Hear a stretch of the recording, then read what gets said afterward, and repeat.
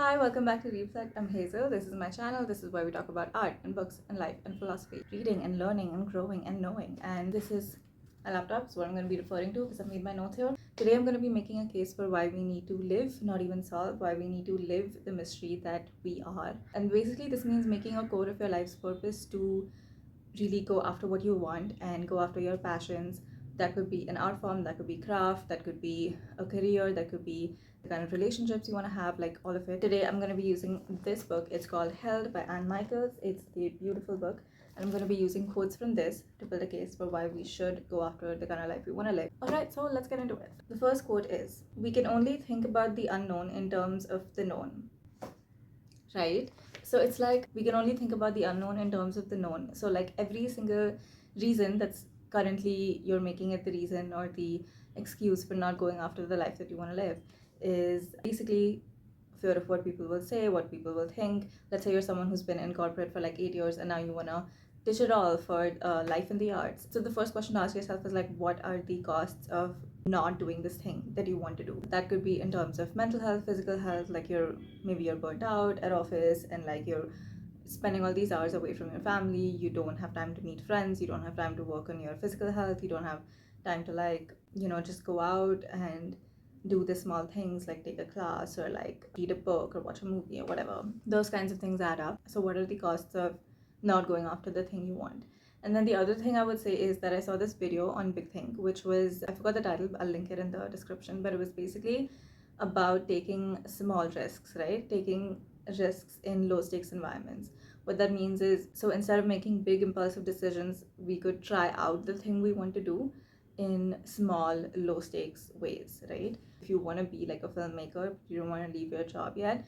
So you start like maybe you take a course on the side that you can do on the weekends and you can work on the weekdays. Or maybe you could just start experimenting with like your phone itself. You start like making short films or whatever. You start like looking up and watching YouTube tutorials. And so you start investing in these low stakes ways, and maybe you save a certain amount and like then you can go towards the leaving, and you weigh out your pros and cons more, then you can like go towards the bigger thing of like leaving your job and becoming a full-time filmmaker, right? So what I would say is that the biggest things that hold us back are actually very low stakes. So in that video, in the Big Think video, the person says that what people will say and what people will think are actually very low stakes. So like pin down what your actual high stakes worry is instead of stressing about everything at the same time, like worrying about money and stability and what people will say and what your family and friends will think, like worrying about all of that at the same time. That would be stressful for anyone. So figure out what is like the big stakes thing here, right? And maybe that's finances for you. So then maybe you could figure out a way of like saving over time while working on the film stuff on the side and continuing with your job, and then you can ditch the life in corporate for a life in film. That's just one example. Okay, the next quote is actually taken out of a completely different context, but it does fit into the video to what I'm trying to say, so I'm going to say it anyway. "The regrets of one generation passed down as hopes for the next, the germs and spores of limitation and expectation we absorb from the social atmosphere. How a bird struggling against the wind can appear motionless." The reason why I included this quote is because we have all of these, especially in like the Indian context, we have this whole thing of like what people will say and what people will think, and like what the neighborhood auntie will say if she finds out that you failed 11th grade and became a drummer. And like, this is totally not lifted from personal experience, but the environment that we're currently in and the people that we surround ourselves in, it's either expectations that are being placed on us from outsiders, from others, whether that's family or friends or whoever, or how we are limiting ourselves by surrounding ourselves with a particular set of people. And then those people are making certain decisions in their lives, and you think that, okay, as long as my decisions are like we're on parallel tracks, we're on similar tracks, that means I'm doing good in life. So if I'm like earning a stable income, like this is enough, and I don't need to like go and travel and like, or it's not even about traveling, but I don't need to go and push for like the dreams that I had ever since I was younger. I don't have to do the thing that like, or I don't have to like explore who I am and what I want to do and what I want from life beyond this. But often our environment just becomes this mix of like expectations and limitations. So really looking at that with a keen eye to be like, how is my environment sort of limiting me? How am I becoming too comfortable over here, And the other thing I'd said was, that it kind of becomes like this comfort zone of like you're choosing to stay in this comfort zone. And obviously there are very real things of like financial safety, and not everyone has the same finances to like go and do these courses or like go abroad and work there or like whatever that is. But I think there often are so many choices that if we actually looked for ways to get to the thing we wanted to get to, we would find those ways. So this would look like actively going for the things that you want to go for, like actively looking to see, okay, how much do I need to save to like get there, or who are the people that I need to talk to in the field that I want to get into, or what ways can I upskill to get that job I want, or like whatever that is. The next quote is, the past exists as a present moment. So this, when I read this, again, this is like taken out of context, but when I read this line, something just clicked in me, and I realized that all of these years of yours, right, all of the past years that you have lived, and all of the horrors and traumas and all of the worries and disappointments and like the big life events, all of that is just condensed into this one single point, right? It's just because you're thinking about it actively in the now, like in the present, in that one tiny speck of time, and that's all it exists in, because the past is gone. Whereas the future is like, there's so much space and opportunity and possibility in front of you, and your future could branch out in so many different ways based on the decisions that you take now in the present. Whereas the past is just like this one tiny speck, and the second you stop thinking about it, it just ceases to exist. So thinking in that way also is what this quote helped me with. The next one, page 15. Also look at how much I have tabbed this book. I've just read this much, and most of it is tabbed. Like I might as well just cover this entire book in tabs by this point, because it's beautiful writing. Okay, this is going to change your mind if so far I have not made any sense to you. Okay. He would understand later that there is a moment when your life must become your own. You must claim it from all the other stories you've been given, that have been handed down or thrust upon you, or that I would like to add, you have thrust upon yourself, or that you've been left holding while someone else claimed theirs. He already knew that the life unchosen, left behind because of cowardice or shame, does not wither, but instead, without exception, grows rampant, choking the path ahead. I'm going to read that part again. The life unchosen, left behind because of cowardice or shame, does not wither, but instead, without exception, grows rampant, choking the path ahead. Beautiful writing. But the point is that we may think that, okay, like again, we're checking all of the social boxes of like stable income, respectable job, works during the day and like comes back home at night and meets the friends on the weekend. But is that enough for all of you? In the sense that if you secretly think and envision and have these dreams for yourself, but you're not actually giving it time of day, you're not working out how to do it, because you have so much else to do, and that's valid. But like, if we do not actively work towards our dreams, those dreams do grow rampant and choke the path ahead. Like, they will never stop entering your brain when you're lying awake at night, late at night, 2 a.m., and you're thinking of like, is this it? Is this what life is supposed to feel like? Is this as good as it gets? Like, no, it's not as good as it gets. There's so much more of life to be lived. There's so many more experiences to be had. And this is not the end, this is just the beginning. But if we sort of abandon our dreams, they will keep bothering us throughout our lives. They will keep choking the path ahead. They will keep entering your brain when you don't want to think about it, or when you wonder, like, is this all there is to life? So, that quote. And then, every time we disguise the truth, we weaken our will.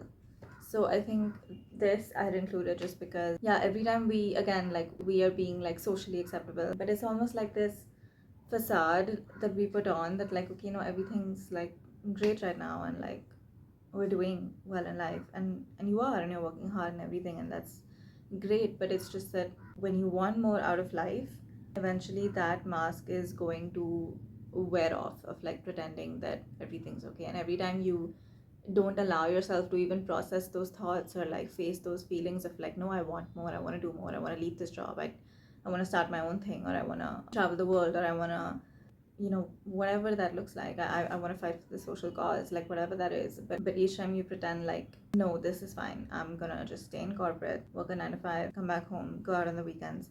Each time you pretend like that is all you were meant for, it weakens the will. It does reduce your fight, the fight that you have left in you to go after that thing.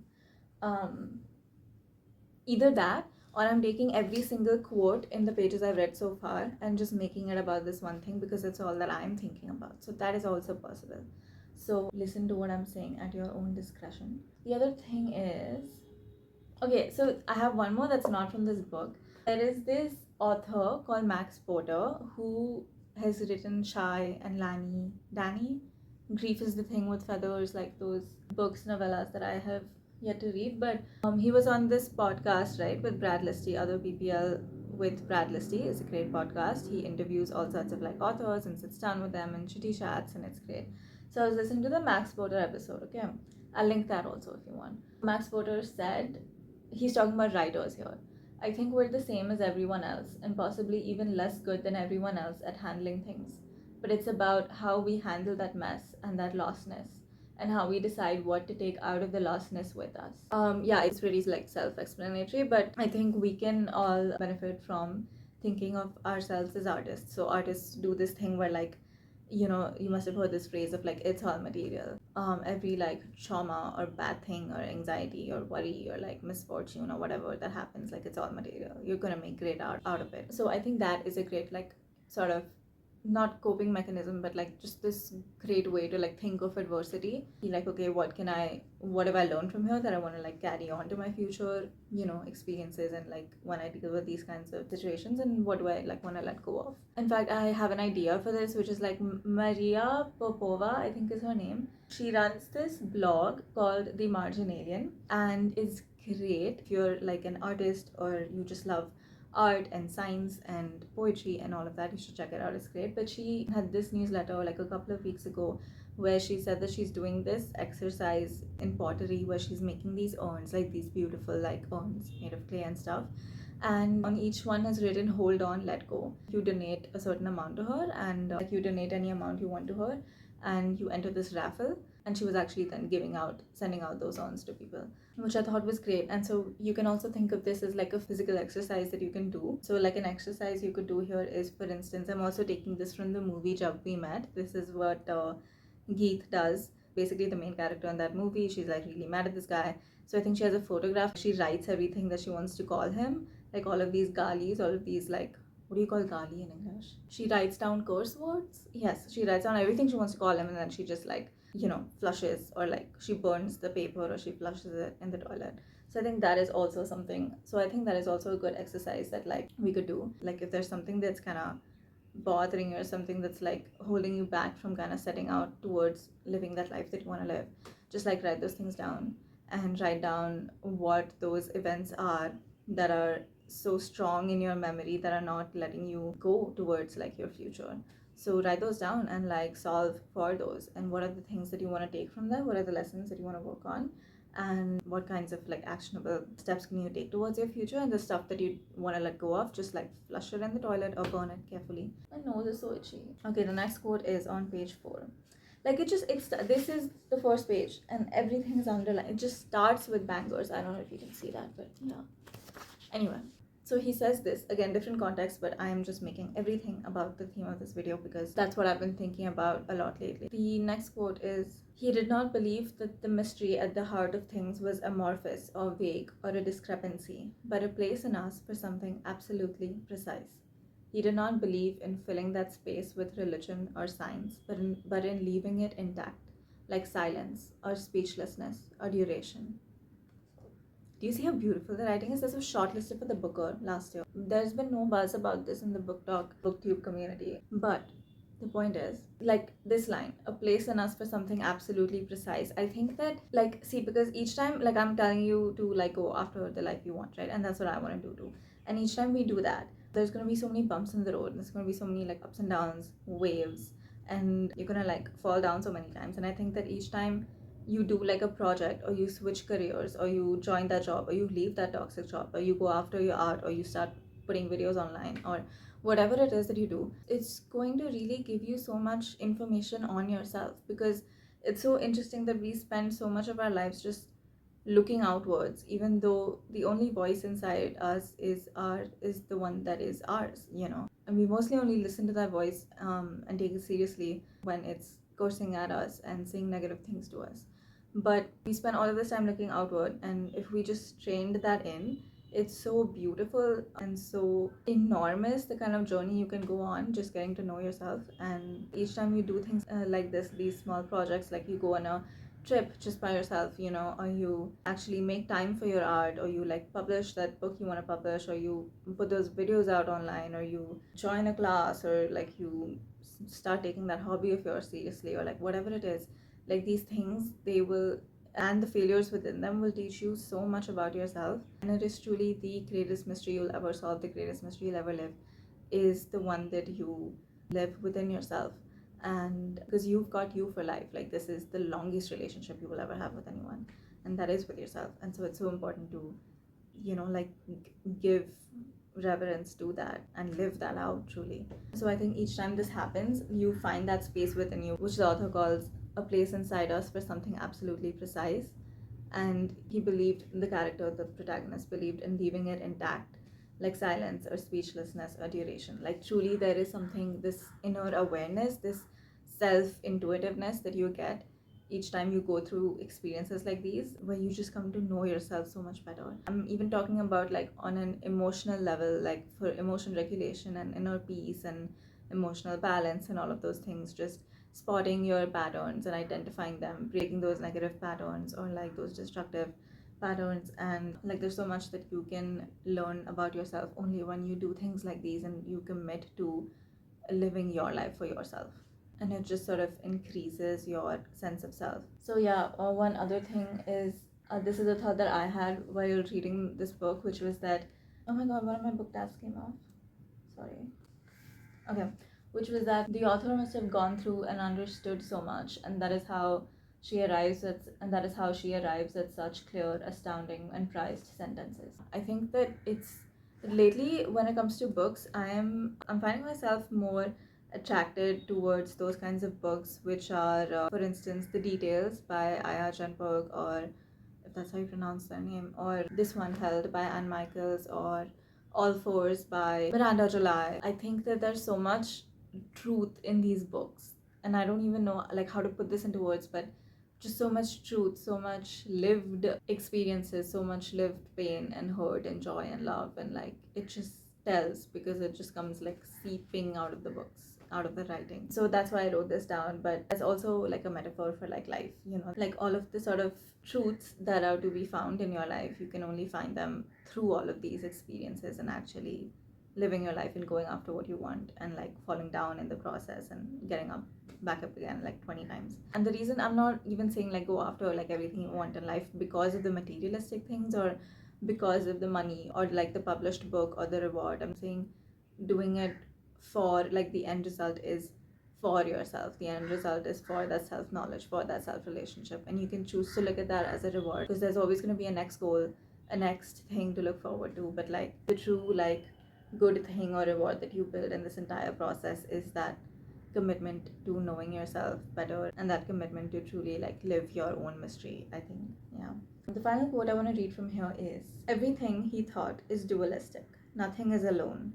The snow growing brighter only as dusk deepens. So yeah, what I meant by this, by including this, is just cause and effect. Everything you choose to do for this commitment of yours is going to, you know, eventually have some of the other positive consequence. And every time that you sort of make a decision against that, whether that's staying in a toxic job or not working towards your health or not going after like the passion or the art or the craft or the social cause that you want to fight for, or like whatever it is that is your calling and your purpose, every time that you decide against that, that is going to have some kind of consequence or some kind of effect.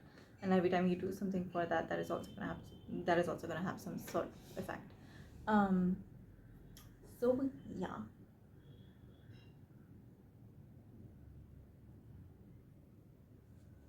that is all for today. That's all I had from this amazing book so far. I'm gonna like keep reading it. I've only written, wow, imagine if I wrote this book. I've only read like 1/4 of it. So as I read more, I think there will be more of these gems coming up, and I might even do like a book review at the end of it. Also, if you are interested in this sort of thing, these sort of concepts of like self-knowledge and self-relationship and all of that, I have this video which I'll like link somewhere, which is about like these 11 great tools that I think are like exercises that you can do to like really build self-knowledge. So yes, that's all for today. Thank you so much for watching, and I hope you have a nice day. See you in the next one. Bye.